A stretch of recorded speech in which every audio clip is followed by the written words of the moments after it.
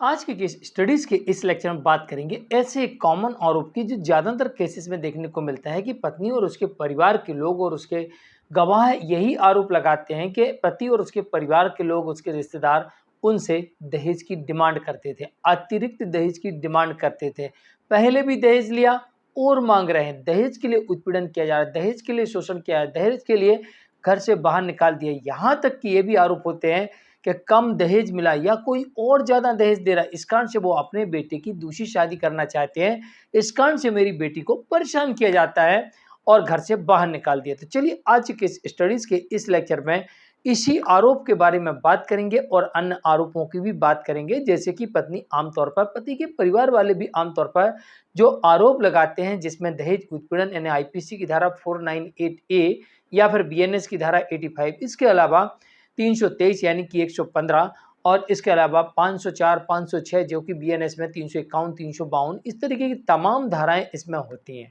दहेज प्रतिषेध अधिनियम की धारा 3 और 4 का प्रयोग भी अक्सर देखने को मिलता है और किसी मामले में 354 तो 376 या अन्य सेक्शंस के साथ साथ आईटी एक्ट जैसे भी चीज़ें देखने को मिल जाती हैं।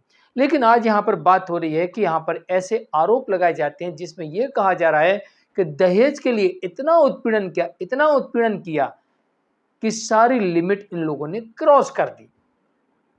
और जब कोर्ट ने फैसला सुनाया तो इनका देखिए क्या हाल हुआ और पति तो यहां पर खुशी के मारे नाचने लगा। जय जिनेंद्र, मैं मुकेश जैन। अगर आप मुझसे बात करना चाहते हैं तो आप सीधे अपॉइंटमेंट लेकर फोन पर बात कर सकते हैं। अपॉइंटमेंट के लिए या सर जजमेंट्स के पैकेज के लिए जिसमें आपको 150 से अधिक जजमेंट्स मिलेंगे या अन्य किसी जानकारी के लिए दिए गए नंबर पर आप हमें मैसेज कीजिए, इसके बाद हम आपसे संपर्क करेंगे। वीडियो को लाइक और शेयर कर दीजिए। चलिए शुरुआत करते हैं।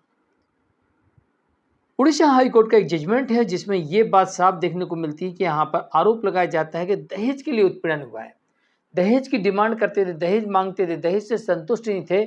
इस कारण से इन लोगों ने इतना प्रताड़ित किया कि हमारी बेटी की जान ही चली गई। और यहाँ पर आईपीसी की धारा 498A के साथ साथ आईपीसी की धारा 306 दहेज हत्या का मुकदमा बना, साथ में दहेज मांगने के लिए आरोपी बनाया गया दहेज प्रतिषेध अधिनियम 1961 की धारा 4 के अंतर्गत। लेकिन जब इस मामले में पूरी सुनवाई हुई और यह पाया गया कि अभियुक्त पति पर लांछन था कि दहेज की मांग की पूर्ति न होने का आधार मृतका पत्नी पर हमला किया गया था, यातनाएं पहुंचाई गई थी और अभियुक्त के विरुद्ध क्रूरता व आत्महत्या का दुष्प्रेरण लांछन लगाया गया था। कुल मिलाकर कोर्ट ये कह रही है कि यहाँ पर एक ऐसी भावनात्मक एक भावना रखी गई थी इनके प्रति कि इनको बदला लेना है, इनको दंडित करवाना है या कारण कुछ भी रहा हो, और यहाँ पर पति और उसके परिवार के ऊपर तमाम आरोप लगा दिए जाते हैं। लेकिन यहाँ पर पति के ऊपर जो दहेज हत्या का आरोप चल रहा था और यहाँ पर पति को बरी कर दिया गया।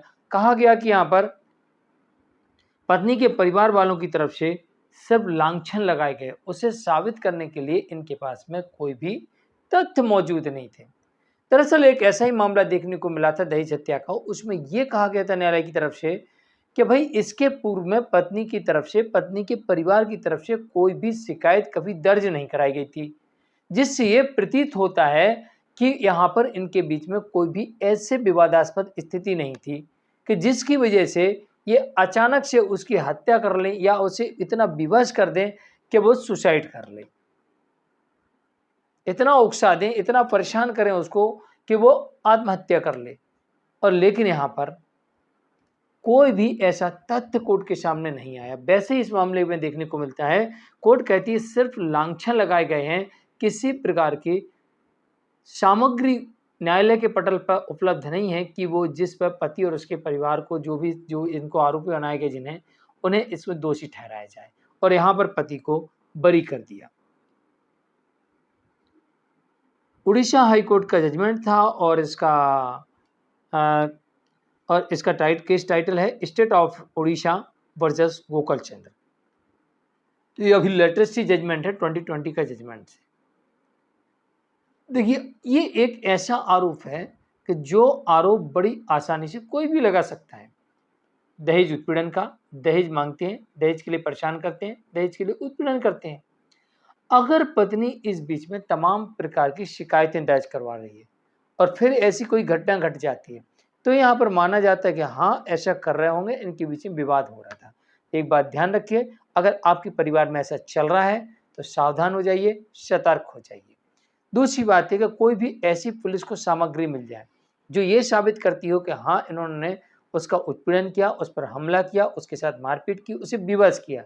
तीसरा, जो पति के आसपास के जो पड़ोसी होते हैं, वो अपनी गवाही देते हैं और गवाही में अगर वो ये कहते हैं कि भाई साहब ये लोग इसको परेशान करते थे, तब तो ये फँस गए। और अगर वो ये कहते हैं कि भैया इनके घर में कोई कभी विवाद नहीं होता था, पता नहीं इसने क्यों सुसाइड कर लिया, तो फिर कोई कारण ही नहीं बचता। दूसरी बात, अगर वो ये कहते हैं कि भाई ये लड़की अक्सर इन लोगों को ही डराया-धमकाया करती थी, मारा-पीट करती थी, ये लोग ऐसे लोग नहीं हैं और ना इनने कोई दहेज लिया या फिर ये दहेज के लिए कभी ऐसा परेशान कर ही नहीं सकते, तो भी ये लोग बच सकते हैं। तो इस मामले में साफ तौर से माना गया कि जो पत्नी है जिसकी मौत हो चुकी है, उस पर कोई हमला नहीं हुआ है, उसे कोई यातना नहीं पहुँचाई, सिर्फ़ मात्र और मात्र लांछन है और इसके अलावा कुछ नहीं है और इस आधार पर इस मामले में पति को बरी कर दिया गया। मैं हूँ मुकेश जैन। जानकारी अच्छी लगी तो वीडियो को लाइक और शेयर कर दीजिए। आज के लिए इतना ही, नमस्कार।